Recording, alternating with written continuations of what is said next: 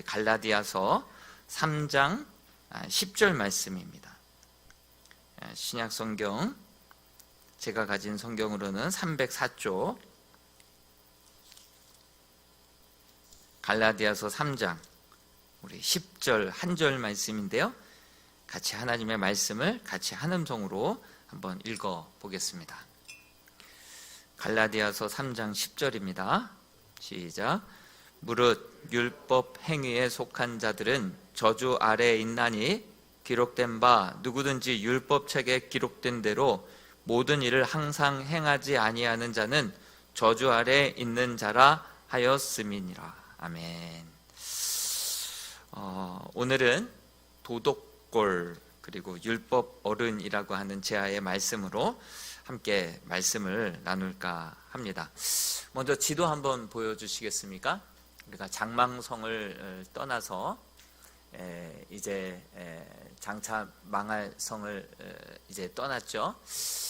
떠나자마자 이렇게 옹고집과 또 변덕이가 따라 붙어서 어떻게 해서든지 장망성으로 다시금 돌아오게 할 미션을 가지고 와서 그렇게 이제 크리스찬을 설득을 하죠. 그렇지만 이제 설득에도 꿈쩍을 하지 않자 이제 옹고집은 다시금 장망성으로 돌아오게 되고요. 변덕이는 얘기를 듣다 보니까 뭔가 큰 확신을 가지고 얘기하니까 뭔가 있는 것 같은 거예요.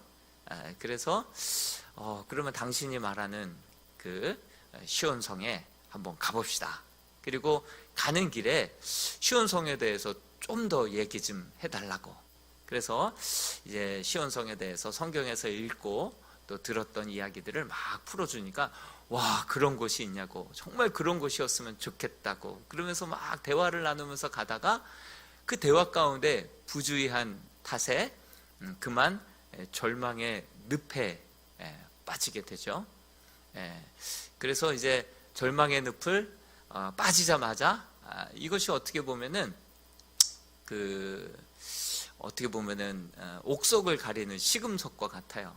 성도에게 이렇게 고난이 찾아오자, 예상치 못했던 어려움들이 찾아오자 바로 당신이 말했던 시온성이라는 것이 새로운 삶이라는 것이 바로 이런 것을 말하는 것이요 하면서 불평하고 원망하고 다시금 욕을 하고 돌아서서 시온성으로 그 장망성으로 돌아가고 절망의 늪을 간신히 빠져나와서 이제 다시금 도움의 손길을 통하여서 빠져나왔던 크리스찬이 다시금 안내자가 얘기했던 또 도우미가 또 얘기했던 그 좁은 문을 향하여서 이제 막 나아가는데 들판을 가로질러서 월드와이스맨이라고 하는 세속 현자라고 하는 사람이 또 등장을 해서 또 길을 안내하죠.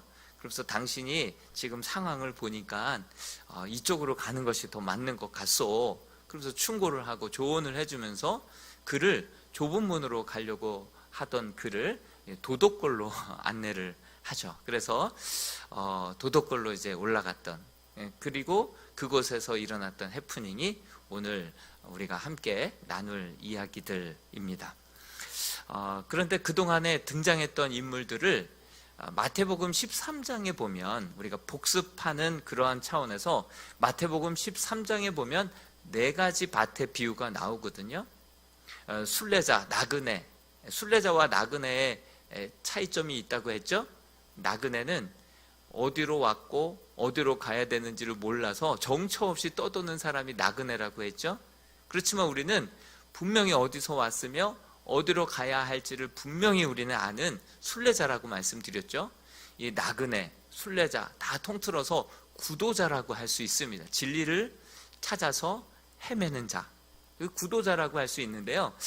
우리가 이 4가지 밭의 이 비유를 이 구도자의 이 유형으로 함께 그동안 우리가 이 등장했던 인물들을 가지고 이 등장인물들이 정말 어떤 밭에 비유할 수 있는지 4가지 구도자의 유형을 한번 먼저 보고 그 다음에 말씀을 같이 나눌까 합니다. 구도자의 네 가지 유형 중에 첫 번째가 바로 길가와 같은 구도자죠. 길가와 같은 구도자. 오늘 제가 잠깐 언급했듯이 옹고집과 같은 사람이 바로 이 길가와 같은 구도자라고 할 수가 있습니다. 사실 팔레스틴은 바로 길가가 잘 정비가 되어 있었고요. 그리고 사람들이 많이 밟고 지나다녔기 때문에 길이 굉장히 이제 딱딱했습니다. 그곳에 씨앗을 뿌리게 되면 어떻게 될까요? 씨앗이 땅 속에 들어가지 않고 그 땅이 그 씨앗을 뱉어내듯이 땅 위에 그대로 있겠죠. 그렇게 되면 어떻게 될까요? 열매를 맺을 수가 없죠. 씨앗이 땅에 들어가서 썩어야 싹이 나고 잎이 나고 열매 맺을 수 있는데, 그 딱딱한 코팅이 되어 있는 그 길가에 떨어진 그 씨앗은 땅에 깊이 박히지 못하고 썩지 못함으로 말미암아 열매를 맺을 수가 없죠. 이 옹고집이 바로 그러한 사람과도 같았습니다. 어떻게 보면 하나님의 말씀을 암만 전해도 씨알도 안 맥히는 사람이죠. 하나님의 말씀이 너무나도 마음이 강팍하고 자기 고집과 자기 생각과 자기 경험이 너무나도 강해서 정말 그 이 말씀의 씨앗이 하나도 들어가지 않는, 다 튕겨져 내버리는, 뱉어내버리는 그런 사람이 있어요. 제가 이 사람이 구원받았는지 안 받았는지를 정말 제가 하나님이 아닌 이상 어떻게 압니까? 그렇지만 말씀을 대하는 태도를 보면 알 수 있다, 짐작할 수 있다 말씀을 드렸듯이, 말씀을 대하는 태도를 보면 정말 이 사람이 어떠한 구도자인지를 알 수가 있는데, 특별히 이 옹고집은 바로 이 길가와 같은 그러한 구도자였죠. 한번 말씀을 같이 한번 읽어볼까요? 마태복음 13장 4절 말씀입니다. 시작. 뿌릴새 더러는 길가에 떨어짐에 새들이 와서 먹어버렸고. 말씀이 뿌려졌어요. 근데 땅속에 깊이 박혀 들어가서 썩지 않다 보니까, 길가 위에 그냥 그대로 씨앗이 남아있다 보니까 무엇이 와서 먹어버려요? 새들이 와서 다 쪼아 먹는 거예요. 다 쪼아 먹는 거예요. 햇빛에 다 타버리는 거예요. 이거에 대한 해석을 우리 주님께서 뭐라고 말씀하고 있냐면, 마태복음 13장 19절에 이렇게 해석을 해 두었는데요. 한번 가로를 같이 한번 생각해 보면서 읽어보도록 하겠습니다. 시작. 아무나 천국 말씀을 듣고, 그쵸? 깨닫지 못할 때는 악한 자가 와서 그 마음에 뿌려진 것을 빼앗나니 이는 곧 길가에 뿌려진 자요. 그렇습니다. 이 말씀이 아무리 뿌려져도 그것을 깨닫지도 못하고, 뿌려진 즉 바로 악한 자가 와서 그것을 다 빼앗아가는 그러한 밭이 바로, 그러한 구도자가 바로 길가에 뿌려진 그러한 구도자라고 할 수 있죠. 이 네 가지 밭의 비유를 통하여서 구도자의 유형을 보면서 나는 어떤 심령인지를, 어떤 밭인지를, 어떤 구도자인지를 한번 자가 점검하면서 들어보셨으면 좋겠습니다. 두 번째로 돌박과 같은 구도자가 있습니다. 대표적인 예로 변덕이죠. 변덕이. 플라이어블이라고 해서 휘어지기 쉬운, 변덕이 이랬다 저랬다 갈 때와 같이 아침 저녁으로 다르고 이랬다 저랬다 하는 그런 사람이 바로 변덕이죠. 이스라엘은요 거의 돌짝밭이라고도 할 수 있어요. 돌로 다 이루어져 있는 그러한 땅이 바로 이스라엘 땅입니다. 예수님을 목수라고 하는데, 그것을 어떤 학자들은 잘못 해석한 거다, 석수에 가깝다. 왜냐하면 이스라엘은 거의 나무가 보기 어렵기 때문에, 나무보다는 돌이 훨씬 많기 때문에 그렇게까지 해석하는 사람들이 있습니다. 이렇게 돌짝밭인데, 돌짝밭에 씨앗이 뿌려지면 어떻게 됩니까? 당장은 싹이 나고 잎이 나는 듯 하겠죠. 그런데 돌짝밭이라서 뿌리를 내릴 수 없는 거예요. 그곳에 뿌리를 내릴 수 없는 거예요. 그래서 결국은 어떻게 된다고 말하고 있는지 마태복음 13장 5절에서 6절 말씀을 먼저 읽고 그거에 대한 해석을 한번 읽어보겠습니다. 5절에서 6절입니다. 시작. 더러는 흙이 얕은 돌밭에 떨어짐에 흙이 깊지 아니하므로 곧 싹이 나오나 해가 돋은 후에 타서 뿌리가 없으므로 말랐고, 이거를 예수님이 뭐라고 해석을 해주시는지 13장 20절과 21절 말씀을 같이 한번 가로에 어떤 말씀이 들어갈지 생각하면서 적어보면서 한번 읽어보겠습니다. 시작. 돌밭에 뿌려졌다는 것은 말씀을 듣고 즉시 기쁨으로 받되 그 속에 뭐가 없어서요? 뿌리가 없어서 잠시 견디다가 말씀으로 말미암아 환난이나 박해가 일어날 때에는 곧 넘어지는 자요. 그렇습니다. 이 변덕이를 생각하면 딱 맞습니다. 이 크리스찬을 통하여서 말씀을 들었을 때는요, 우와, 그런 나라가 있냐고, 그런 성이 있냐고, 나도 정말 가보고 싶다고, 꿈에 그리던 그러한 성이었다고, 그러면서 막 기뻐하죠. 막 눈물도 흘리죠. 감격을 하죠. 그리고 빨리빨리 가자고 막 하죠. 그런데 이내 곧 절망의 늪이라고 하는 곳에 빠지고 원치 않는 고난과 수렁에 빠지자마자 바로 그냥 돌아서 버리는, 믿음을 포기를 선언해 버리는, 더 이상 견디지도 못하는 그러한 구도자가 바로 이 변덕이와 같은 구도자이고, 더 나아가서는 돌밭과 같은 구도자다라고 할 수 있는 것이죠. 여러분, 우리도 정말 우리 주변에 정말 좋은 사람만 있고 또 평안할 때에는 우리의 믿음이 잘 모릅니다. 내 밭이 이렇게 돌짝밭인지를 모릅니다. 그런데 원치 않은 고난이 오고 또 사람들이 자꾸 찌르고 도전하고 그렇게 시험을 줄 때, 그럴 때 바로 옥석이 갈려지게 되고 내가 어떤 밭인지가 고스란히 드러나게 되어 있죠. 바로 이 변덕이가 바로 말씀을 처음 들었을 때 막 기쁨으로 받습니다. 아멘 아멘 헐떡거리면서 기뻐하면서 같이 가자고, 야, 꿈에 그린 바로 그 하나님의 나라, 나도 시온성에 한번 들어가 보고 싶다고 막 그러면서 가죠. 그런데 원치 않은 고난, 절망의 늪에 빠지자마자 욕을 하면서 돌아서서 뒤도 안 돌아보고 건너가죠. 가만히 생각해 보면 이 변덕이의 신앙의 모습은요, 말씀이 없는 것이 아니죠. 말씀 받을 때 반응을 했죠. 그런데 뿌리가 없는 거예요. 깊이가 없는 거예요. 뿐만 아니라 크리스천은 뒤에 등에 짐을, 죄의 짐을 지고 걸어갔지만 같은 길을 걸어가는 그 변덕이의 등에는 아무런 짐이 없었어요. 죄의식이 없었어요.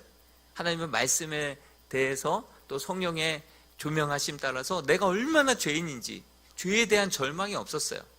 죄의 짐이 그에게는 없었어요.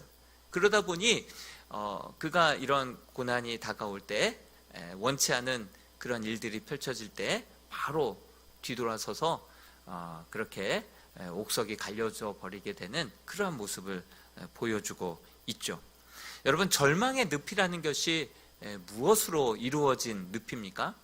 막 진흙과 막 빠져들어가고 점점 막 몸부림치고 나오려고 막 하면 할수록 더 깊이 빠져들어가는 게 늪인데, 이 존 버년이 묘사해 놨던 이 절망의 늪은 무엇으로 이루어진 늪이라고 이야기할 수 있을까요? 저는요, 이 죄의식의 늪이다라는 생각이 들었습니다. 죄의식의 늪. 여러분, 성경을 읽기 시작하면서부터 이 존 버년, 이 크리스찬은 죄의식이 생겨나게 되었죠. 믿음을 갖기 시작하자마자 얼마 가지도 못해서 이제 막 의심이 이렇게 생겨나게 되죠. 그러니까 이 죄의식의 이 늪에는요, 무엇으로 이루어져 있냐면 의심으로, 그리고 죄의식으로, 그리고 뭐 죄에 대한 막 찌꺼기, 거품, 막 그런 것들이 밀려나서 만들어진 늪이 바로 이 죄의식의 늪, 절망의 늪이라고 할 수 있는데요. 이 늪에는 죄의식, 회의, 의심, 두려움, 걱정, 근심, 이런 것들로 막 뒤얽혀져 있어서요, 여기에 한번 빠지기 시작하면 나오려고 몸부림치면 몸부림칠수록 더 깊이 빨려 들어가는 그러한 늪이 바로 이 절망의 늪이었다라고 하는 사실이죠. 그런데 해설 철로역정이라고 하는 책에 보면은 이렇게 절망의 늪에 빠지게 된 원인을 이야기하고 있어요. 그 원인은 바로 변덕이를 만나서 주의를 기울이지 않고 말을 많이 하다가 보니까 그렇게 절망의 늪에 그만 빠지고 말았다. 그러니 기도보다 말을 더 많이 해서, 우리가 말이 많은 자들은 실수하게 되어 있지 않습니까? 그것처럼 말을 기도보다, 말씀 생활보다 더 많이 하다 보면은 우리는 더 이렇게 원치 않은 절망의 늪에 빠지고 또 실수하고 넘어질 수 있다라고 하는 사실이죠. 그리고 이 절망의 늪은 바로 회의와 의심의 늪.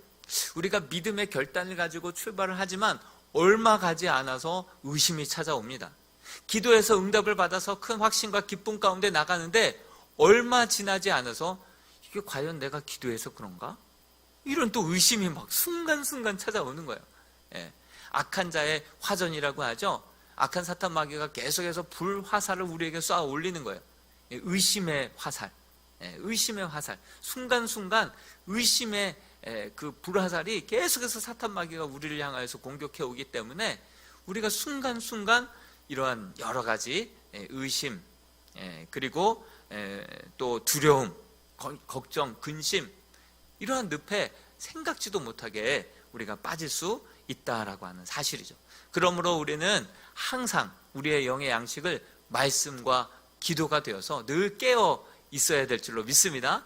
말로 실수를 많이 하는 그러한 삶이 아니라 오히려 말보다는 기도, 정말 하나님의 말씀과 기도로 우리가 영적으로 늘 깨어서 이 절망의 늪, 회의의 늪, 의심의 늪에 빠지지 않게 해야 할 것입니다. 또 이 절망의 늪에 빠졌을 때 빠져나오는 그 비법을 또 이야기하고 있습니다.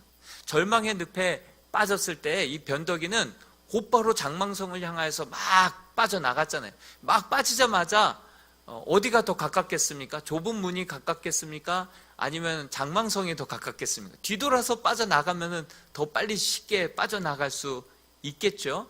이 변덕이는 빠지자마자 방향을 뒤돌아서 그 장차 망할 그 성을 향하여서 막 허우적대면서 바로 빠져나갈 때 이 크리스천을 향하여서 욕을 하고 떠나갔죠. 그런데 이 크리스천은 어떻게 했었습니까? 늪에 빠졌을 때에도 절대로 노 터닝 백, 뒤돌아서지 않았어요. 내가 두렵고 정말 힘든 상황에 놓였다 하더라도 내가 옛 생활로는 돌아가지 않을 거다.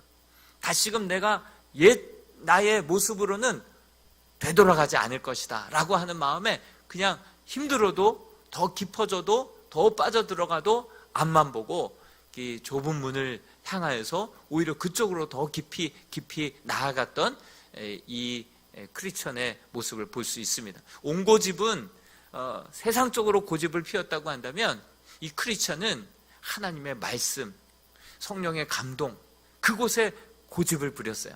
여러분, 고집도 고집이지만 하나님이 말씀하시는 그대로의 그 고집을 가지고 나아가서 모든 시험을 이길 수 있는 그러한 일함의 성도들이 될 수 있기를 축복합니다. 이 크리스천은 뒤돌아서지 않았어요. 노 터닝 백, 뒤돌아서지 않았습니다. 그리고 더 나아가서 계속해서 좁은 문의 방향으로 오히려 막 나가다 보니까 어느덧 그 좁은 문의 방향으로 막 몸부림치면서 나가는데 죄의 짐은 잡아 당기죠. 막 몸은 수렁에도 빠지죠. 그럼에도 불구하고 포기하지 않고 막 나가다 보니까 발바닥에 디딤돌이 데이기 시작하는 거예요. 디딤돌은 무엇입니까?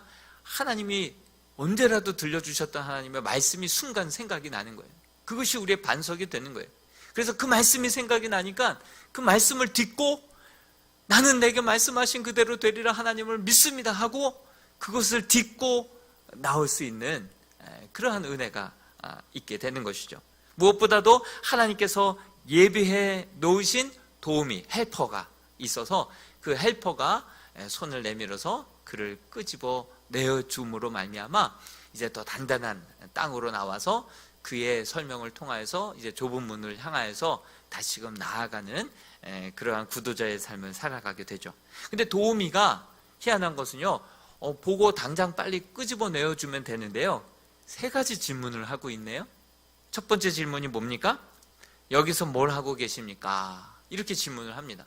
여러분, 총교도 신앙은요, 꼭 이렇게 질문하는 신앙입니다. 이렇게 질문하지 않으면요, 내가 왜 이런 시험에 빠졌는지, 내가 왜 이런 어려움에 이렇게 봉착하게 되었는지 원인도 알지 못해요. 원인도 알지 못해요. 이런 영적인 침체가 왜 오게 되었는지 그 이유도 알지 못한 채 그냥 생으로만 고생을 어금니 깨물고 그냥 고생을 견뎌내야만 하는 것이죠. 그런데 이 영적인 도움을 주는 헬퍼는요, 그것을 묻는 거예요. 그래서 어디서부터 내가 넘어진 것인지, 왜 이런 어려움을 당하게 된 것인지, 왜 이런 영적인 침체에 빠지게 된 것인지를 돌아보게 만들기 위하여서 항상 이 영적인 질문들을 던졌다는 거예요. 셀 리더들, 또 영혼 맡은 우리 교사들, 항상 이런 도우미로서 그냥 도와주면 고마운 줄도 몰라요. 왜 넘어졌는지도 몰라요. 어디서부터 우리가 잘못됐는지도 알 수 없습니다. 그런데 영적으로 진단할 수 있는 이런 질문을 통하여서 지금 여기서 뭐 하고 있는 것입니까? 그리고 두 번째 질문, 왜 앞을 살피지 않았습니까? 자신을 돌아보게 하는 그런 질문. 그래서 내 문제가 어디서부터 잘못되었는지, 어디서부터 내가 넘어졌던 것인지를 분명히 깨달아서 그것을 잘 이제 근본적인 그 문제를 이제 정말 어떻게 해결해야 되는지 그것을 고민하게 하고 생각하게 하고, 그럴 때 도와줄 때 그것이 도움이 되는 거고 감사가 나오는 거고요. 그것이 그 사람에게 유익이 되는 것이죠. 세 번째 질문은 뭡니까? 왜 어딘가에 디딤돌을 찾아보지 않았습니까? 하면서 그 영적인 그 자기의 상태를 점검하게 하고 돌아보게 하고, 그리고 깨닫게 하고 뉘우치게 하고, 그리고 개선시켜서 다시는 두 번 다시 개가 토하였던 것을 또 다시 먹지 않도록, 넘어졌던 곳에 또 다시 넘어지지 않도록 그렇게 도와주는 자들이 바로 영적인 헬퍼라고 하는 사실이죠. 이러한 실질적인 정말 넘어진 성도들, 어려움 당한 성도들을 스스로를 돌아보게 하고 그들에게 정말 영적으로 깊이 다시 한번 자가 점검을 하게 해서 이렇게 도와줄 때 서로에게 큰 유익이, 힘이 될 것입니다. 세 번째 구도자가 나오는데요, 가시밭과 같은 구도자입니다. 그러한 대표적인 인물들이 부자 청년이었고 데마였습니다. 우리 한번 말씀을 읽어볼까요? 마태복음 13장 7절 말씀입니다. 시작. 더러는 가시떨기 위에 떨어짐에 가시가 자라서 기운을 막았고. 씨앗이 잘 뿌려졌어요. 그리고 싹도 났어요. 열매도 막 이제 싹이 막 올라오고 있어요. 그런데 무엇에 그렇게 기운이 막히게 되었냐면 가시나무에 가시가 자라서 그 기운을 막았다라고 하는데, 그 가시 기운은 무엇이라고 우리 주님께서 해석을 하십니까? 마태복음 13장 22절 말씀 같이 한번 읽어보겠습니다. 시작. 가시떨기에 떨어졌다는 것은 말씀을 들으나 세상의 염려와 재물의 유혹에 말씀이 막혀 결실하지 못하는 자요. 세상의 염려와 재물의 유혹에 말씀이 막혀서 결국은 결실하지 못하는 자다. 이렇게 말씀해 주고 있습니다. 말씀에 대한 그 은혜보다도 세상에 대한 염려, 재물에 대한 유혹이 더 큰 자. 그래서 결국은 그의 방향을 세상으로 그렇게 발걸음을 돌리는 자. 그것이 바로 부자 청년이었고, 그리고 데마는 어땠습니까? 디모데후서 4장 10절에 보면 이 세상을 사랑하여 나를 버리고 데살로니가로 갔던 자가 바로 데마 아닙니까? 이런 부자 청년과 데마 같은 사람은 이런 하나님의 말씀을, 복음을 받았음에도 불구하고 세상에 대한 유혹과 염려, 그런 것이 더 컸기 때문에 거기에 기운에 맡겨서 결국은 세상으로 다시금 장망성으로 돌아가 버렸던 사람들이 바로 이런 가시떨기에 뿌려진 그러한 구도자라고 할 수가 있습니다. 마지막 구도자는 좋은 땅과 같은 구도자. 누가 있겠습니까? 크리스천이 있겠죠. 또 헬퍼가 있겠죠. 또 좁은 문 앞에 있는 선의가 있겠죠. 또 여러 가지 이제 해석자의 집에서의 선한 목자들이 있겠고요. 또 아름다운 궁전에 4명의 그런 여인들이 있겠고, 이런 사람들이 다 좋은 그렇게 좋은 땅과 같은 구도자라고 할 수 있죠. 그래서 마태복음 13장 8절에 보면 더러는 좋은 땅에 떨어짐에 어떤 것은 100배, 어떤 것은 60배, 어떤 것은 30배의 결실을 하였느니라 말씀하고 있습니다. 그거에 대한 해석을 우리 주님께서 뭐라고 말씀하십니까? 15절 말씀 같이 한번 읽어볼까요? 시작. 좋은 땅에 있다는 것은 착하고 좋은 마음으로 말씀을 듣고 지키어 인내로 결실하는 자니라. 결실하는 자니라. 여러분들은 어떤 유형의 구도자인 것 같습니까? 옹고집, 변덕이, 또한 부자 청년, 대마와 같은 그러한 구도자들입니까? 아니면 이 크리스찬처럼 끝까지 고집스럽게 하나님의 말씀을 따르고 절대로 내가 과거로 돌아가지 아니하리라, 이런 그런 고집을 가지고 끝까지 수렁에 빠져도, 유혹에 빠져도 그곳에 그렇게 현혹되거나 넘어지지 않고, 그것에 주저앉지 않고 일어나서 끝까지 믿음의 순례의 길을 완주하여서 하나님이 기뻐하시는 그런 풍성한 삶의 열매를 맺어서 영광 올려드리는 그러한 구도자입니까? 어떤 구도자가 되기를 원하십니까?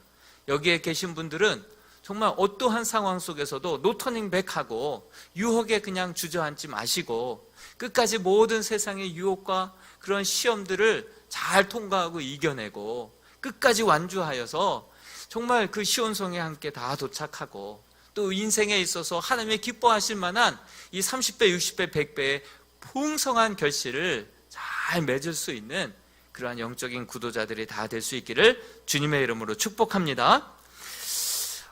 이제 도우미가 이제 일단 좁은 문을 지나고 나면 아주 이제 반듯한 길이 나올 겁니다 하면서 이제 이 크리스천을 이렇게 손을 내밀어서 끄집어내 주죠. 그러면서 우리가 생각할 수 있는 말씀은 마태복음 7장 13절로 14절의 말씀이죠. 좁은 문으로 들어가라. 멸망으로 인도하는 문은 크고 그 길이 넓어 그리로 들어가는 자가 많고, 생명으로 인도하는 문은 좁고 길이 협착하여 찾는 자가 적음이라, 이렇게 말씀하고 있죠.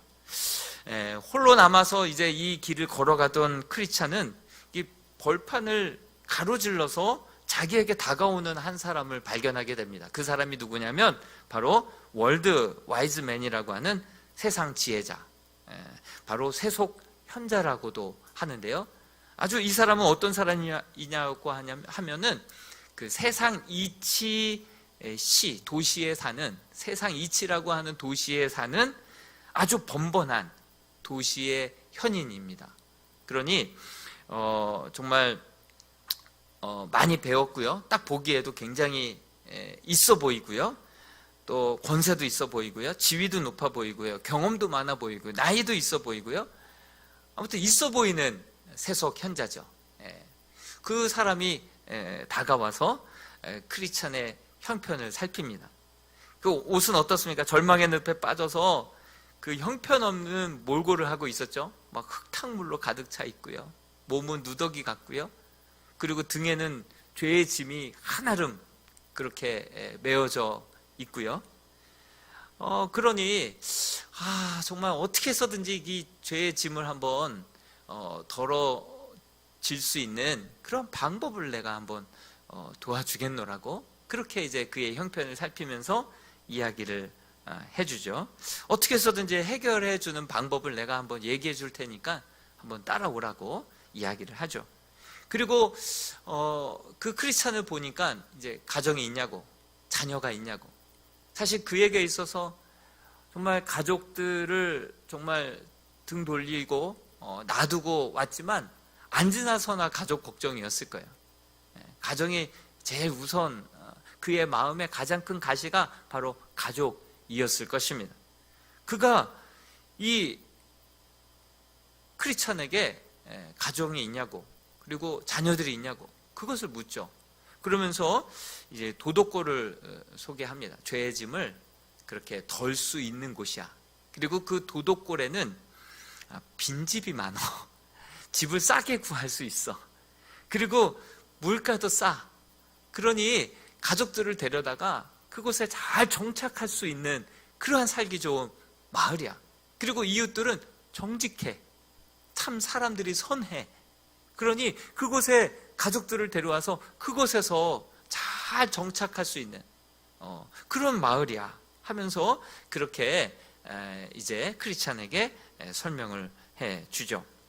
또 전도자가 가라고 하는 곳을 가다가 당신이 지금 경험했던 경험은 뭐냐고, 결국은 절망의 수렁에 빠져서 죽다 살아난 거 아니냐고, 또 그의 말 그대로 따라서 좁은 문 좁은 길로 가게 되다 보면은 앞으로는 이것은 시작에 불구하고 앞으로는 정말 피로하고 고통과 굶주림과 심각한 위기와 헐벗음과 칼의 위험과 사자의 위험과 여러 가지 정말 더 큰 어려움들이, 거의 죽음과 맞먹는 어려움들이 자네를 기다리고 있을 거라고 그렇게 이야기를 합니다. 그래서 구태여 그렇게 수많은 위험이 도사리고 있는 그 길로, 좁은 문 좁은 길로 그렇게 걸어가야 할 이유가, 까닭이 뭐냐고, 그러면서 대기 만나게 될 그 위험을 모두 피하면서도 뜻을 이룰 수 있는 데를 알려드리리라 하면서 소개한 곳이 도덕골이에요. 도덕골.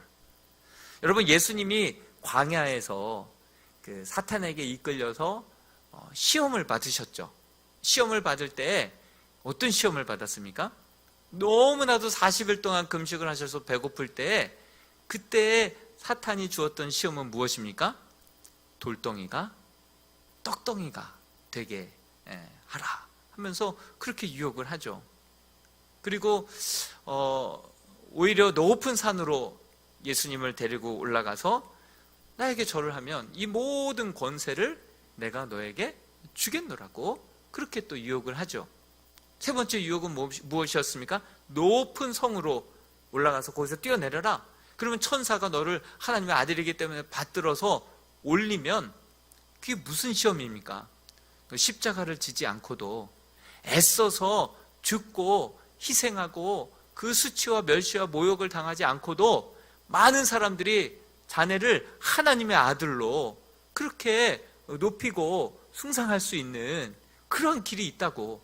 십자가의 길을 가지 않아도 얼마든지 하나님의 아들로 인정받고 추앙받을 수 있는 노 크로스, 노 크라운인데 십자가 없는 길을 그렇게 예수님에게 소개하고 있지 않습니까? 그러자 예수님께서는 다 말씀으로, 사람이 떡으로만 살 것이 아니요 하나님의 입에서 나오는 모든 말씀으로 살아야 한다, 말씀으로 대적하셨죠. 그리고 또 그렇게 하나님만 경배하고 하나님만 섬길지니라 말씀으로 대적하셨습니다.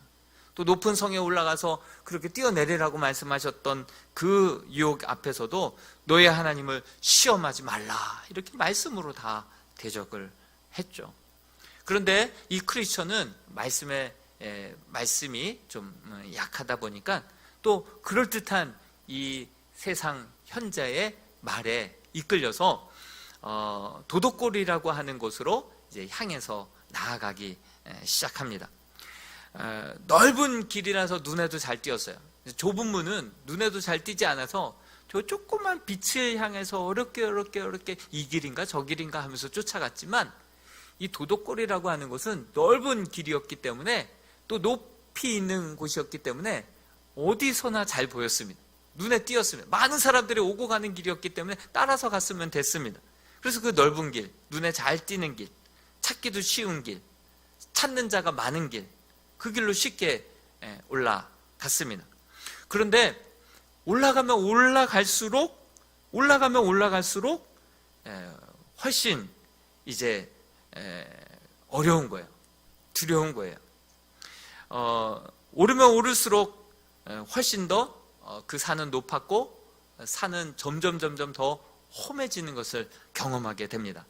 참 이런 묘사들을 보면서 존 버년이 정말 성경을 관통하고 있구나, 복음을 관통하고 있구나 라는 것을 느낄 수 있었습니다.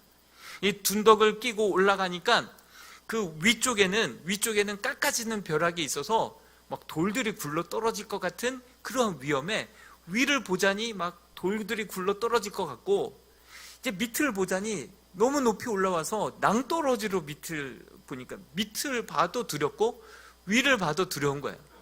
거기에다가 출애굽기 19장에 보면 시내산에 이스라엘 백성들이 올라갈 때 막 거기서 하나님께서 그 구름 가운데 임재하시고 천둥 번개가 막 울리고 막 그럴 때 이스라엘 백성들이 막 두려워 떨잖아요.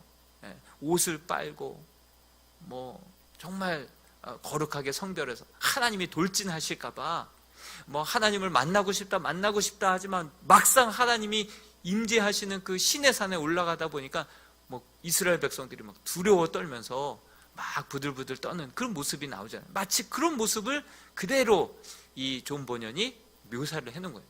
올라가면 올라갈수록 정말 산이 험준하고 지키면 지킬수록 더욱더 내 의로는 그 하나님 앞에 설 수 없다는 것을 경험하게 되는 것을 묘사하고 있는 것이죠. 이런 책이 있어요. 앤드류 팔리의 복음에 더할 것이 없다라고 하는 책이 있는데요. 율법을 만족을 모르는 배우자다 이렇게 비유하고 있어요. 율법을 통하여서 구원받으려고 하는 그 노력, 그 행위를 그 책에는 만족을 모르는 배우자다 이렇게 비유하고 있어요. 이것을 한번 풀어서 여러분들에게 쉽게 설명을 드린다고 한다면 이런 비유와도 같습니다. 한 여인이 남자를 만났습니다. 이 여인은 평소 우유부단한 성격을 가지고 있었어요. 성격이 딱 부러지질 않았어요. 그러다 보니 소개로 만난 한 남자가 너무 완벽한 거예요. 실제로 완벽주의자였고 데이트할 때도 밥 한 톨 흘리는 법이 없었어요. 그리고 흐트러진 모습을 본 적이 없었습니다. 뭐 담배 냄새만 맡아도 막 코에다가 가글을 하고 알코올 냄새만 맡아도 집에 와서 목욕하고 이렇게 아주 깨끗하고 아주 청결한 그러한 남자였습니다. 그래서 자기에게 없던 모습 때문에 순간 혹해서 결혼을 결정했습니다. 여러분 보통 가정이 그렇죠. 나에게 없는 모습 때문에 멋져 보이고 좋아 보여서 결혼했는데 바로 그 점 때문에 이제는 사내 못 사내 막 그러는 게 부부 아닙니까? 나에게 없는 점이 있어서 그게 부러워서 결혼했는데 나중에 살다 보니까 그것 때문에 못 사는 거예요. 왜 이렇게 다른지. 바로 이 완벽주의자를 만나서 이제 좋아 보여서 단번에 결정하고 빨리 결혼을 했는데 결혼해서 살다 보니까 단 하루도 살만한 사람이 못 된 거예요. 조그마한 실수나 허물이 있어도 용납하지 않는 거예요. 아무리 잘하려고 노력해도 만족이 없어요. 칭찬이 없어요. 그 남편의 요구는 한계도 끝도 없어 보였어요. 결혼은 얼마 지나지도 않아서 성에 차지도 않는 남편은 사사건건 자꾸 지적을 하기 시작했습니다. 반찬 투정을 합니다. 살림살이에 간섭을 합니다. 이 설거지가 이게 뭐냐, 반찬이 이게 뭐냐, 냉장고가 이게 뭐냐, 계속해서 잔소리를 합니다. 좌우지간 자신이 정한 규칙에서 어긋나기만 하면 비난도 하고 정죄가 쏟아지기 시작합니다. 아내는 서서히 자신감도 사라지게 되었고요. 의욕도 잃어버리기 시작했고요. 몸도 점차 말라가기 시작합니다. 잘해보려고 노력해보았지만 노력하면 노력할수록 더 큰 실수를 하게 됩니다. 깊은 열등감, 우울감에 시달리면서 때로는 죽고 싶은 마음까지도 생기게 되었죠. 전에 뉴스에서 봤는데요. 아내에게 수시로 쪽지와 문자로 잔소리를 하는 남편의 행동은 이혼 사유가 된다고 합니다. 예. 그래서 법원이 그렇게 결정을 내렸다고 해요. 아내를 늘 불안과 긴장 속에서 살게 했다는 그러한 판결 이유였습니다. 예, 이렇게 하루하루 죽지 못해 이제 살아가는 그러한 삶을 삽니다. 자식에게도 마찬가지예요. 아버지가 아들이 95점 맞아 왔는데 너 조금만 더 노력해. 그러면 100점이야. 다른 사람도 이렇게 해. 그러면서 만족할 줄을 몰라요. 또 100점 맞아오자 방심하지 마. 이제부터가 시작이야. 그러면서 막 칭찬할 줄 몰라요. 만족을 몰라요. 자식에게도 그래요. 그렇게 완벽주의자적인 아버지가 어느 날 이거 뭐 드라마 같은 이야기인데요. 교통사고가 나서 어느 날 세상을 먼저 떠나게 됩니다. 완벽주의자 배우자로 인해서 너무나도 많은 고통과 어려움을 겪었던 가족들이 경황 없이 장례를 마쳤습니다. 그런데 그 소식을 전해드렸던 그 여인의 첫사랑이 여전히 결혼도 안 한 채 장례 소식을 듣고 장례식장에 쫓아온 거예요. 결혼도 하지 않았습니다. 일편단심 민들레였어요. 모든 상황을 알고 그 모든 상황들을 다 이해하고 그럼에도 불구하고 그렇게 다 모든 상황을 알고 이해하다 보니까 편안하게 이야기하다가 결국은 사랑으로 그리고 결혼으로 꼴이 나게 되었습니다. 무슨 아침 드라마 같죠? 이미 자신의 결혼의 실패의 아픔, 상처, 이 모든 것을 다 알고 있기 때문에 특별히 감출 필요도 없었습니다.